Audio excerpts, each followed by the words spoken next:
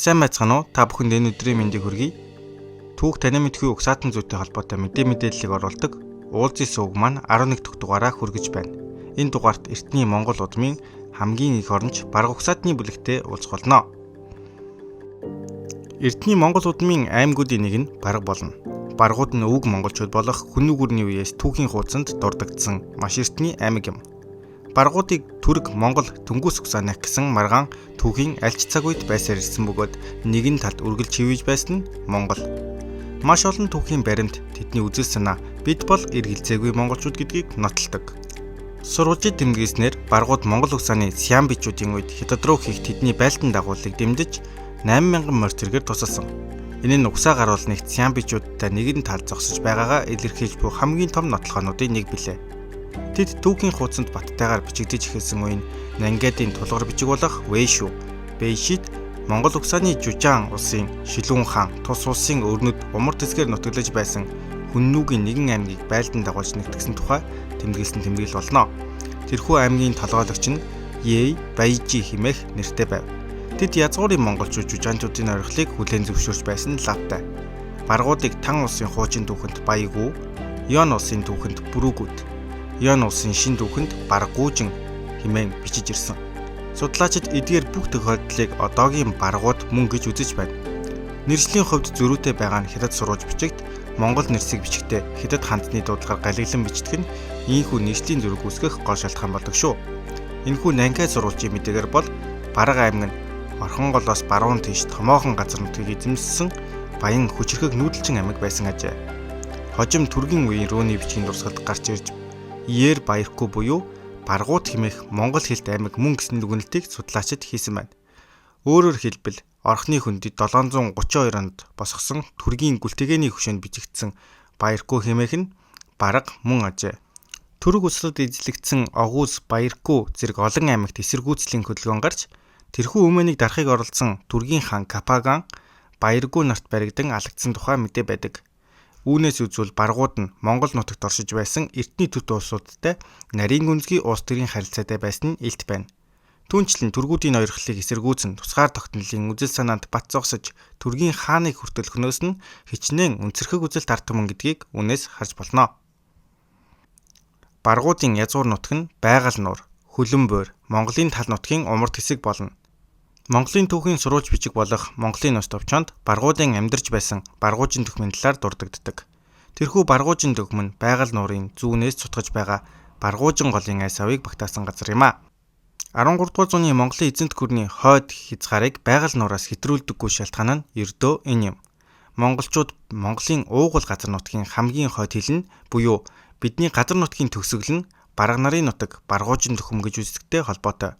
Баргуужин түхмөөс хойшоо өөр ард түмэн нутгалдаг. Та бүхэн Google Map дээрх энэ газрын зургийг харж байвал яагаад ингэж үздгийг ойлгох болно.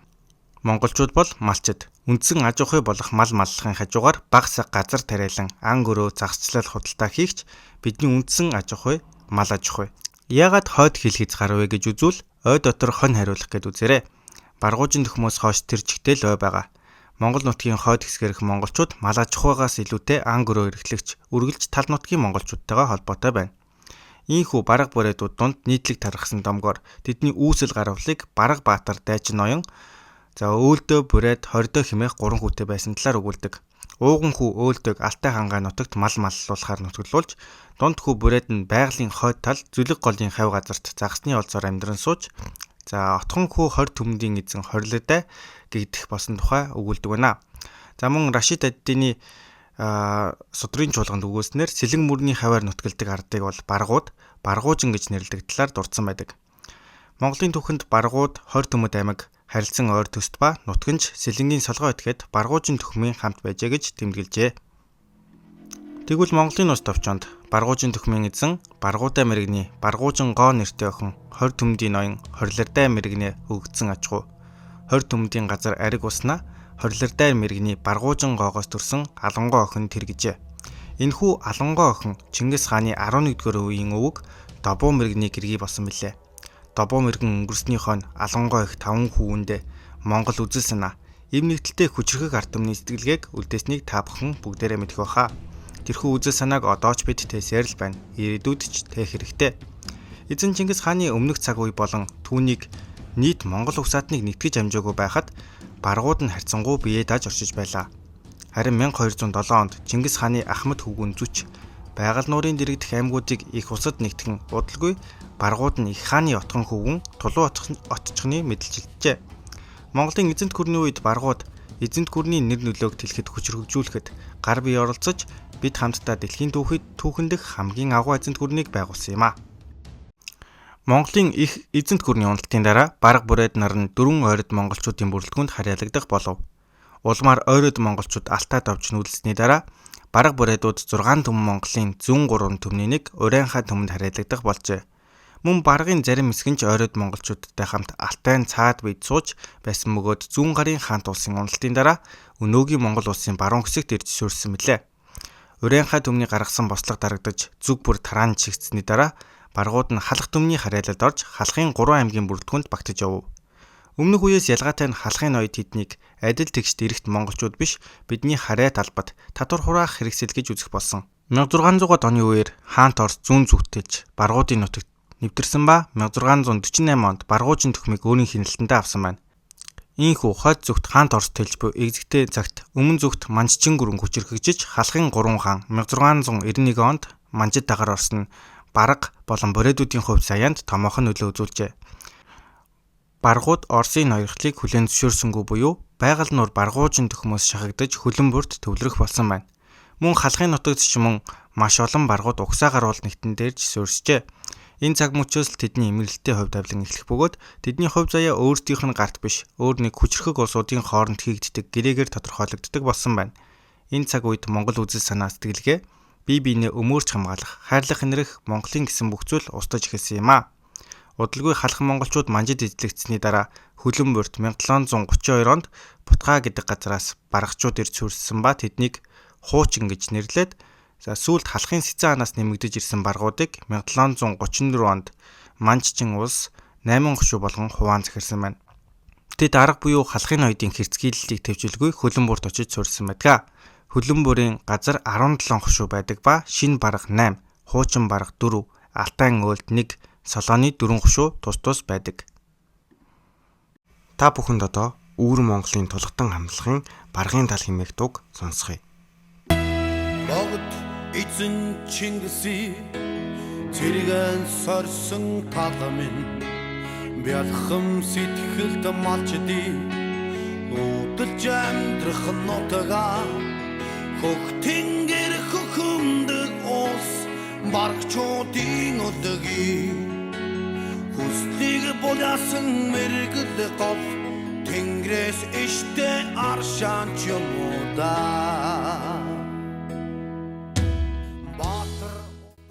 1911 оны 12 дугаар сарын 29-нд халах дөрвөн аймгаар төвлөрсөн олноо өргөгдсөн Монгол улс чин гүрнээс тусгаар тогтнолоо зарлахад элэгт нэгт баргууд Хятадын эсрэг бослого гаргаж Монголын нэгдсэн төрийг сэргээн байгуулахын төлөө тэмцсэн юм а. 1911 оны 12 сарын 29-нд олноо өргөгдсөн Богд хаант Монгол улс тунхагласнаас 15 хоногийн дараа хөлөн бүрт үндэсний эрх чөлөөний тэмцэл гарч Хайлаар хотыг Хятадын түшимлээс чөлөөлж баргын ноёд хуралдан Богд хаант Монгол улсад нэгдэхээр шийдвэрлэж тэмцлийг манлайлагчдын нэг Суман Занг, Манлай Баатар, Дамжин сүрэн 6 нөхрийн хамт их хүрээнд ирж нэгдэх бичгийг барьсан байдаг. 1912 оны Ховдын байлдаан, 1913 оны Өвөр Монголыг чөлөөлөх 5 замын байлдаанд баргуудын дундаас нэг цэргийн жанжин 10 гаруй баатар ир төрсөн байна. 1913 онд Өвөр Монголыг чөлөөлөх 5 замын байлдаанд баргууд идэвхтэй оролцсон ч цаг төрийн нөхцөл байдал 1915 оны Хяактын 3 улсын хэлэлцээрээр дундад иргэн улсад үлдсэн байдаг. Энэ үеэр хөлөн бүрт буй баргууд тусгаар тогтносон Монгол улстай уун зуун нүүдлэн ирсээр байлаа. 1928 онд бүгд найрамдах Монгол ард улсаар дэмжигдэж өдөөгдсөн дагуурхан Мерсегээр өдөрдүүлсэн баргын зэвсэгт бослого Гоминданы засгийн бодлогыг эсэргүүцсэн хөлөн бүрт дэгдэж удалгүй хүчинд авдагдан дарагдсан байна. Тэд өөрийн угсаа гаруул нэгт монголчуудтай ямагт холбоотой байж шаардлагатай цаг үед тусалж дэмжиж байсан хэдий ч бүгд найрамдах Монгол ардын зүгээс тэдэнд дахин хатуу хандсан нь барга бүрээд нарыг зөвлөлт болон бүгд найрамдах Монгол ард улсын их орны дайсан хэмээн үзэж үндэслэлгүй хэрэг үүсгэн хэлмэгдүүлэлтийн шурганд өртүүлсэн юм. Ийхүү дундад иргэн улсын бүрэлдэхүүнд орсон баргууд ижилхэн Хятадын дарлалд буй Өвөр Монголын засаг захиргааны нэгэн хэсэг нь болж 1939 онтой залглоо. Япончууд их газар руу түрэмгийлэх үеэр халах голын тулалдаанд Японы талд буюу Манчго хэмээх тоглоомын улсын талд Баргын Морьцгийн хороо өөрийн угсаагаар улнагт зөвлөлт бод улсын талд тулалдаж буй монголчуудтай хүчээр тулалдсан байна. Тэрч байтугай Баргын Морьд хорооны цэргүүд оргох, зүхтах, эсэргүүцэл зарлах зэргээр монголчуудтай тулалдахаас аль болох зайлсхийж байв.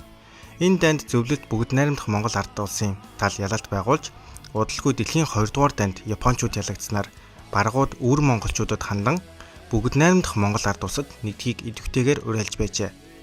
Баргууд хөлөн буураас бүгд найрамдах Монгол ард улсад 1912, 1916-аас 17, 1928, 1946 оноод тус нүүдлэн ирж Дорнод аймгийн 3 загал, Хөлөнбөр, Төв аймгийн Баян, Сэргэлэн сумд, Улаанбаатар хот болон бусад аймаг хотуудад аж төрөн амьдарч байна.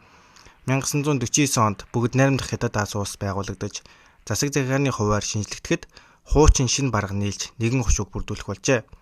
Хуучин баргыг эвенк, орчон, дагуур яснуудын хамт солон хушуунд харьяалуулсан байна. Баргачууд өдгөө бүгд найрамдах Хятад Аз улсын өвөр Монголын өөртөө засах оронд Хөлөнбөр аймгийн зүүн ба баруун хушуудад харьяалагдаж, Хөлн нуурын зүүн талаас Омор зүг эргүүний холоор нутаглаж, мөн Монгол улсын Дорнод аймгийн 3 загал, Хөлөнбөр, Төв аймгийн Сэргэлэн, Баян цагаан, Завхан аймгийн Их уул, Ургамал, Сант Маргац, Сүхбаатар аймгийн Уул Баян, Баян Тэрэм зэрэг сумдад аж төрж буй ажээ. Баргуудын дийлэнх хүн ам өвөр Монголын Хөлөнбөр аймагт бараг 3 хушуунд аж төрж байна. Шинэ баргын 2 хушуу, хуучин баргын 1 хушуу байдаг. Шинэ баргууд нь зүүн хушуунд 31530 хүн, шинэ баргын баруун хушуунд 28370 хүн. За энэхүү нийт 60000 хүн аж төрж байна. Мөн хуучин баргууд хуучин барга хушуунда 26000 байна. 2009 оны 1 сарын 9-ний мэдээгээр Дорнод аймгийн 3 загал суманд 4 зүрх, за 1351 хүн ам, за Хөлөнбөр суманд 464 өрөх, 1758 хүн ам барга ясанд тоологджээ. Одоогоор баргууд нь Монгол улсын 13 аймаг 47 суманд амьдарч байгаа бөгөөд бүгд найрамдах Хятад Аз улсын 7 муж, өвөр Монголын өөртөө засах орны 19 хушуу, 15 гацаа хотуудад 25 барга овог амьдарч байна. За мөн Туркмен улсад Баяргүү барга, Казахстан улс буюу Кашгарт Баяркогийн барга овгууд байна. Энэ хүртэл үзсэн та бүхэнд үнэхээр их баярлалаа. Ийхүү барга Монголын Авгаа их Баатар, Монгол үндэстний Жанжин Манлайбаатар Дамжин сүрний бичлэгийг та бүхэнд төлөвлөж байна. Өргөгдсөн Монгол улсын 5 замын их зэргийн хошуу жангийн Жанжин Дамжин сүрэнгээс наран гэрэлт түмэн наст богд эзэнд айлтгах юм. Гэгэнэр толлох ажаам. Бид хүрсэн газар бүртээ иргэн улсын цэргийг ялав. Иргэн улс аргагүй хилцээр хийхэд хүрлээ. Тэдний төлөөлөгч хилцээр хий гэж ирээд хэрвээ иргэн улсыг дагвал их чунтан өөрийн биеэр ирж ван зэргийг олгож ёсыг гүйцэтгэн угтах болно гэлээ. Би тэдэнд сайн ир 2 төр зүтгэдэггүй. Сайн им 2 эрд очдоггүй гэд миний бие алдарт Монгол улсын ван бүлгөө. Би юунд бусдын хэрэгэн зэрэгт гордож хүний нэрэнд шунана гэж хэлсэн тэд аргагүй амаа таглуулан буцлаа. Харин сөндийн чиглэлд байлдаж байгаа насан аравжих Жанжин иргэн улсын аргад баригдаж Бээжингийн засагт бууж өглөө. Манлайбаатар Дамжин сүрэн 1871 онд баргын Шулуун цагаан хошуунд төрсөн. Монголын тус хар дөхнөлийн төлөө тэмцэгч овдыг чөлөөлөх байлдаан, өөр Монголыг чөлөөлөх 5 замын байлдааныг манлайлан удирдсан Жанжин 1921 онд Гамингийн шоронд босоогоор нөхцсөн. Цагаан хэрэм хүртэл 10 өвөр барга Монголыг нэгтгэн мандуулах нь бидний өвөг дээдсийн 4 жарны мөрөөдөл билээ. Хэрвээ нүлсийг гүйцэтгэвэл Чингис хааны өмнө нүүр бардам өвдөг сүгдэм. Үүний тулд зуурдаар хөвч харамсах зүйлгүй. Богд гант Монгол улсын 5 замын байлдааныг эзлүүлэхийн тулд Орос Хятад хоёр улс хоорондон хойволдон эвсэж шахам дуулснаас Монголын тал цэргээ эгүүлэн татлаа.